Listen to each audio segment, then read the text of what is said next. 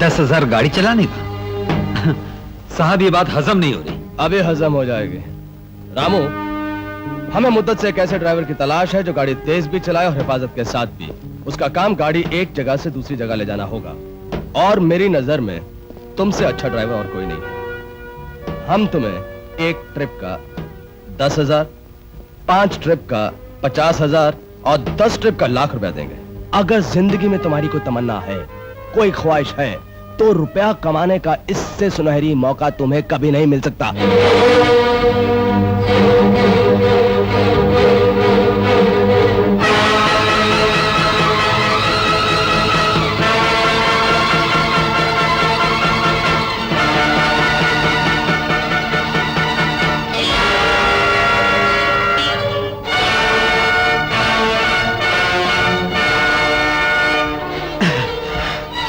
तो बोलो, क्या इरादा है?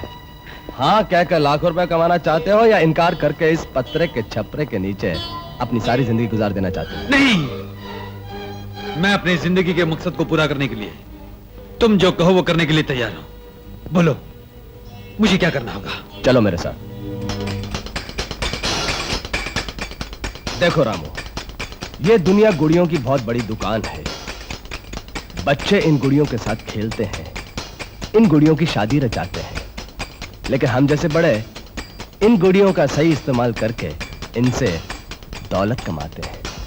मैं यहां तुम्हारे गुड्डे और गुड्डियों की कहानियां सुनने नहीं आया हूं। मैं खुद भी तकदीर के हाथ में खिलौना बन कर रहा हूं।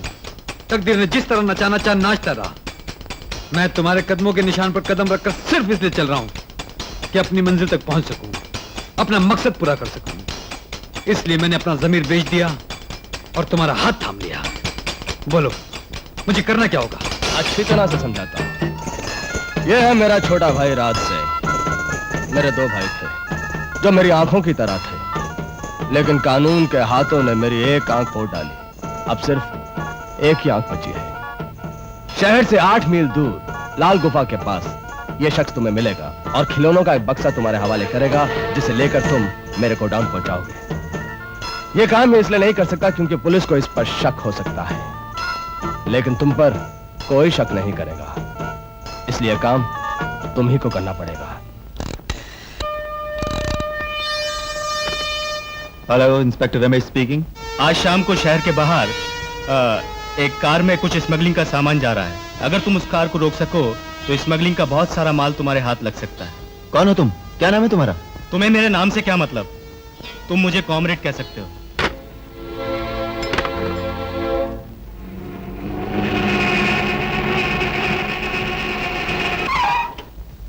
वेरी गुड रामू, तुम वक्त पर आए हो। वक्त की पाबंदी अपनी आदत है।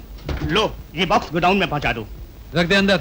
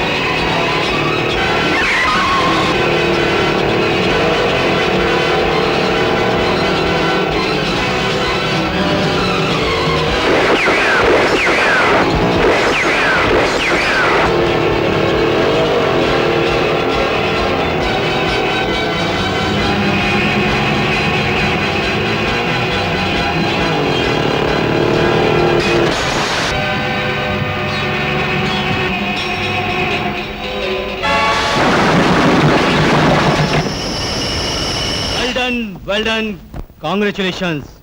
मैं अपने बॉस की तरफ से तुम्हारी बहादुरी, चालाकी और तेज रफ्तारी पर तुम्हें मुबारकबाद देता हूं। देखो लफड़े, मैं तुम्हारे बॉस की मुबारकबादी और तारीफों के लिए काम नहीं करता हूं, पैसों के लिए काम करता हूं। तारीफें अपने पास रखो और माल निकालो।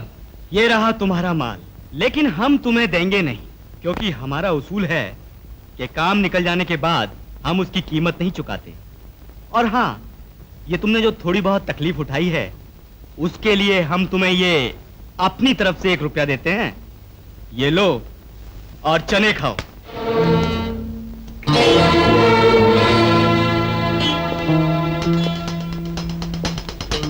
मैं चने खाता नहीं, खिलाता हूँ, वो भी तुझ जैसे गधों को। अच्छा,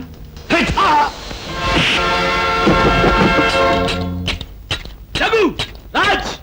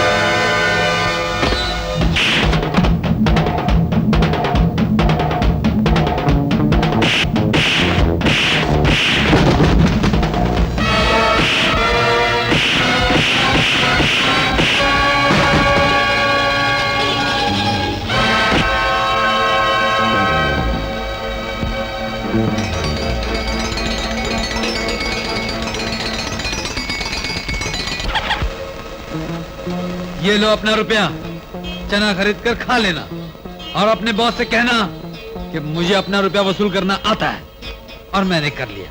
अभी फुट। शाबाश रामू, शाबाश। तुम एक अच्छे ड्राइवर भी हो, बहादुर और ताकतवर इंसान भी हो। माफ करना दोस्त, ये तुम्हारा इम्तिहान लेने के लिए हमने एक ड्रामा खेला था। अच्छा, ये ड्रामा पहले से सोचा हुआ था कि तुम्हारे आदमी की पिटाई हो गई इसलिए अब मुझे बहलाने के लिए ड्रामा कर रहे हो? नहीं दोस्त, ये ड्रामा हमने पहले से सोच रखा था। ये ठीक भी होगा कि मुर्दा घाट ले जाना पड़ेगा इसको। एंथनी, ब्रदर, ये लो रुपए और जो काम मैंने तुम्हें सौंपा है उसे पूरा कर दो। मगर ब्रदर, इतना रुपया आया किधर से? मैं अपने मकसद को पूरा करने के लिए रुपए कहीं से भी किसी भी तरीके से ला सकता हूँ। क्या चौधरी की लड़की गूंगी है? हाँ, गूंगी है, इसीलिए उसके रिश्ते बन बन के टूट जाते हैं। और मेरे दिमाग की शैतानी फैक्ट्री में एक बहुत भयंकर आइडिया आ रहा है। अगर तुम उस पर अमल करो तो चौधरी से बदला भी ले सकते हो और उसे उंगलियों पे नचा भी सकते हो। मगर तकलीफ इस बात की है कि वो आइडिया बहुत महंगा है। तुम रुपयों की चिंता मत करो कैलाश, अगर आइडिया इतना बढ़िया है तो मैं 1 लाख रुपया खर्चा करने के लिए तैयार हूँ। तुम कहो तो पैसा भी दे दूं। मैं तुम्हारा वकील हूँ, तुम्हारे गैर कानूनी काम को कानूनी बना के पेश करता हूँ, इसलिए फीस में सरकारी नोट लेने के बजाय हीरे लेता हूँ और वो हीरे सरकार हड़प न कर जाए इसलिए तुम्हारे पास जमा रखता हूँ। कैलाश, तुम्हें हीरे भी मिल जाएंगे। तुम आइडिया जल्दी से बताओ मुझे। ये जो आइडिया है वो कान में बताने का है, कान लाओ। कमान सन, ये सर्विस लेकर दिखाओ। ये डैडी, ये बॉल बैडमिंटन है, क्रिकेट थोड़े जो आप ऐसे सिक्सर मार रहे हैं।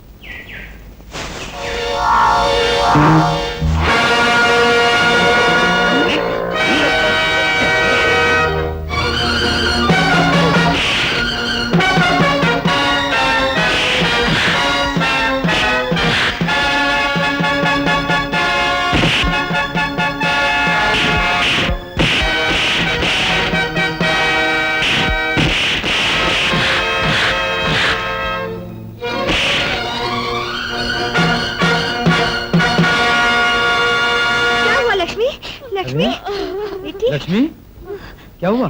कुछ गुंडे ने परेशान कर रहे थे, मैंने इन्हें बचाया। Oh my God. बेटे, तुम्हारा बहुत बहुत शुक्रिया।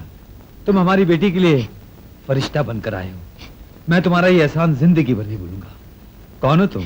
जी, मेरा नाम गोपाल है। मेरे फादर कलकत्ता में बिजनेसमैन है और मैं इंजीनियरिंग कॉलेज में पढ़ता हूँ। तुमने हमारी बेटी को बचाकर हमें खरीद लिया। भगवान तुम्हें सुखी रखे। मिस्टर गोपाल, कभी हमारे घर जरूर आइए। जरूर आना जी। हमें बहुत खुशी होगी। Thank you. जी सर। ऐसा लगता है कि तुम्हारा इन फूलों का रिश्ता बहुत करीब का है। भगवान ने भी तुम्हें इन फूलों की तरह खूबसूरत, नाजुक और खामोश बनाया है। जानती हो, इस दुनिया में जितनी भी खूबसूरत और अच्छी चीजें हैं, सब खामोश हैं। ये चांदनी, आसमान के तारे, सारी दुनिया को रोशनी देने वाला ये सूरज, और यहां तक कि भगवान, कोई नहीं बोलता। इसलिए मैं तुम्हें चाहता हूं। मैं कल ही अपने माता पिता से बात करूंगा तुमसे शादी करने के लिए।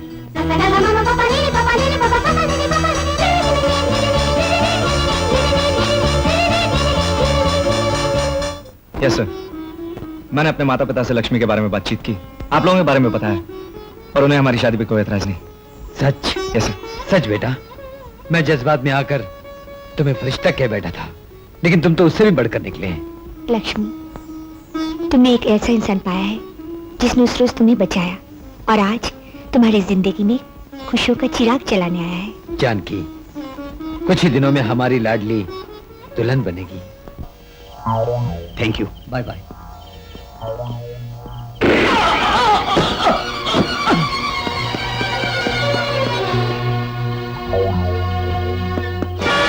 डोंट मूव वरना गोली मार दूंगा।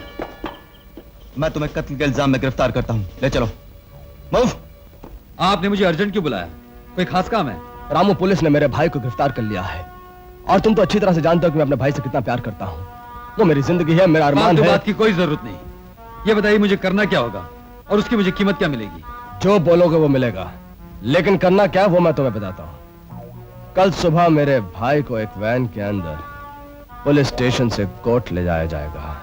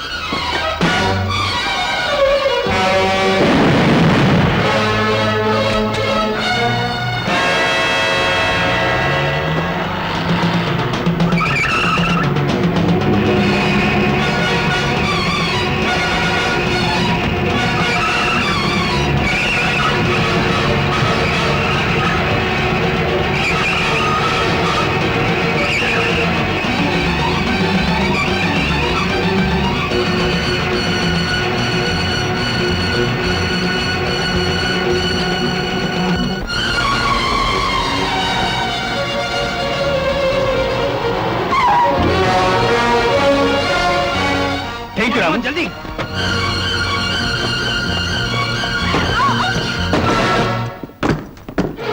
तुमने हमारे आदमी को बचाया। मैं बॉस की तरफ से शुक्रिया अदा करता हूं। वो सब छोड़ो और माल निकालो। Have it. ठीक है, जाओ। ओके।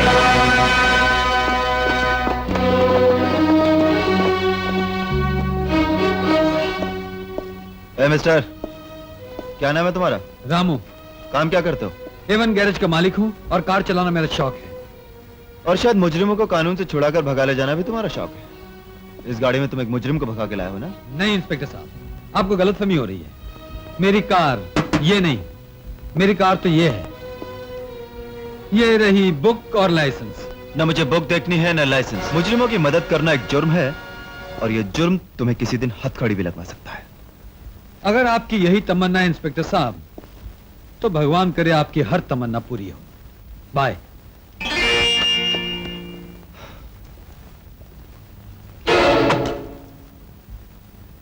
रेखा, क्या है? रामू, शहर के सबसे मशहूर जौहरी की दुकान में हीरों का एक हार है जो मुझे पसंद है। वो चुरा कर ले आओ।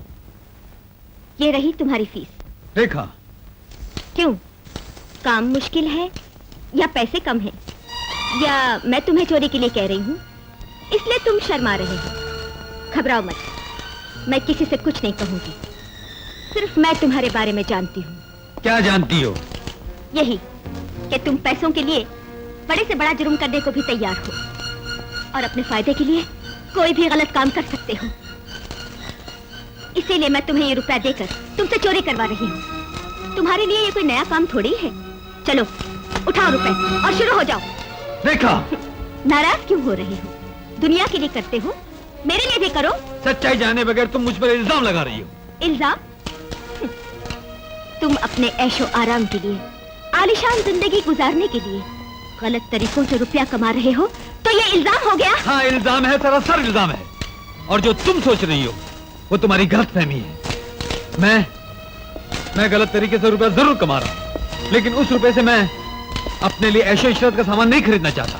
तो फिर क्या करते हो इन रुपयों का? मैं ये रुपए सिर्फ अपनी जिंदगी की एक तमन्ना, एक ख्वाहिश, एक मकसद के लिए कमा रहा हूँ। मकसद? कौन सा मकसद?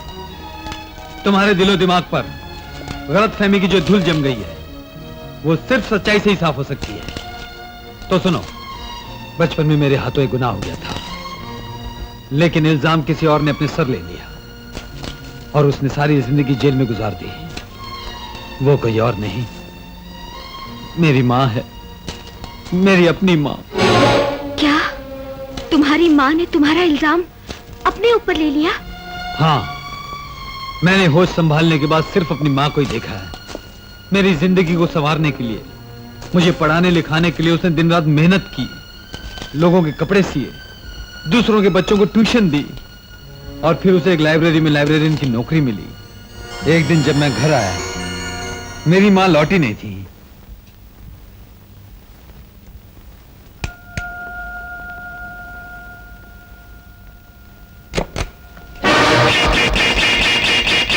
कौन हो तुम? दरवाजा क्यों बंद किया? तुम्हारे सवालों का एक ही जवाब है मेरे पास।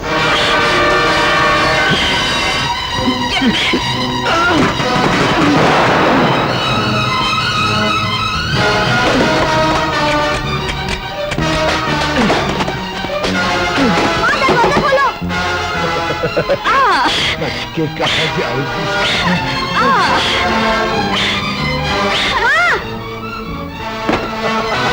छोड़ दे तुम्हें। छोड़ दो, छोड़ दे मेरी हड्डी, छोड़ दे, छोड़ दो। नहीं है, छोड़ दे।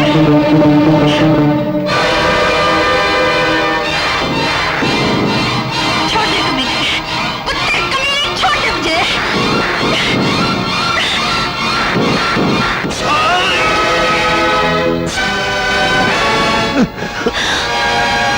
मैंने अपनी माँ को बचाने के लिए उस आदमी का खून कर दिया।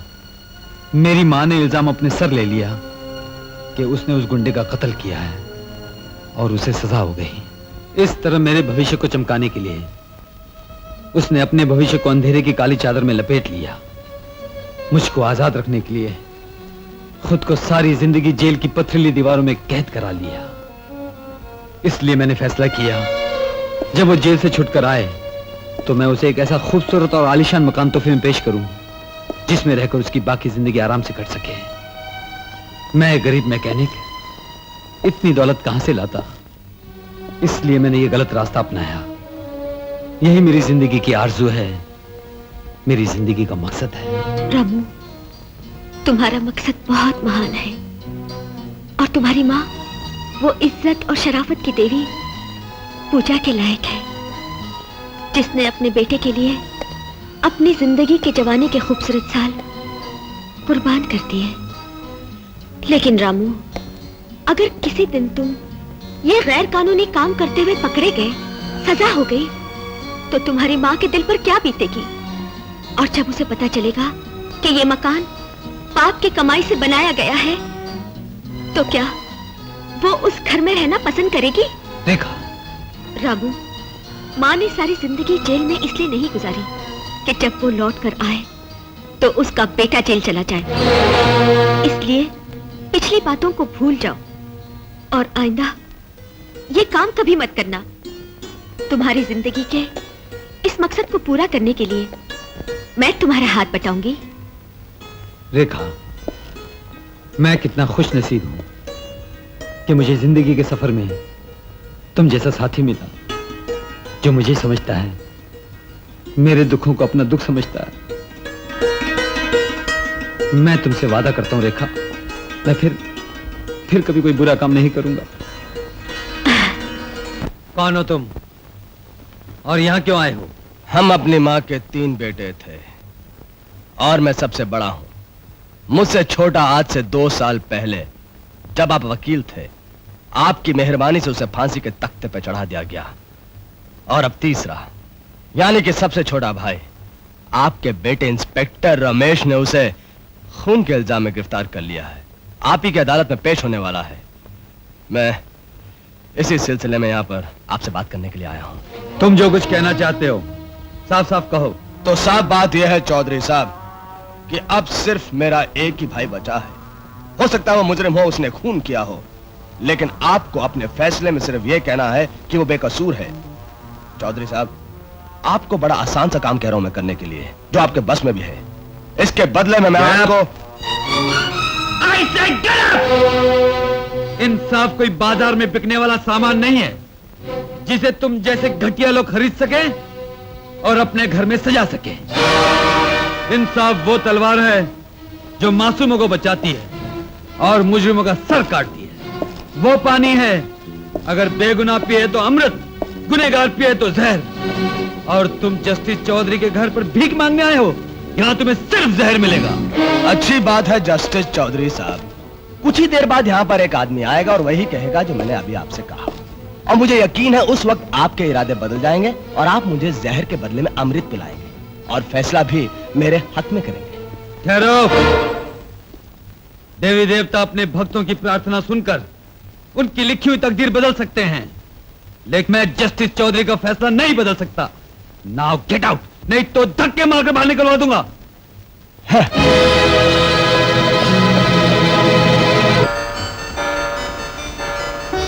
अंकल, कभी नहीं बना सकते, डेफिनेटली गिर पड़ेंगे। अरे कभी नहीं।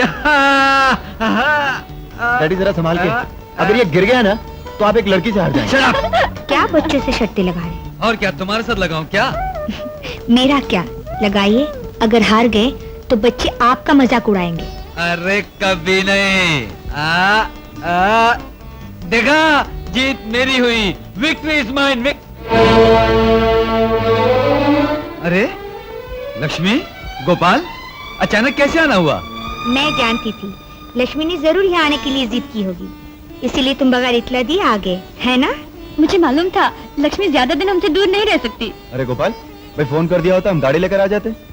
क्यों मम्मी? खैर कोई बात नहीं, बड़ी खुशी की बात है कि मेरी लाडली आ गई। लक्ष्मी, क्या हुआ बेटा? तुम रो क्यों रही हो? लक्ष्मी, लक्ष्मी, बेटी, क्या हुआ लक्ष्मी?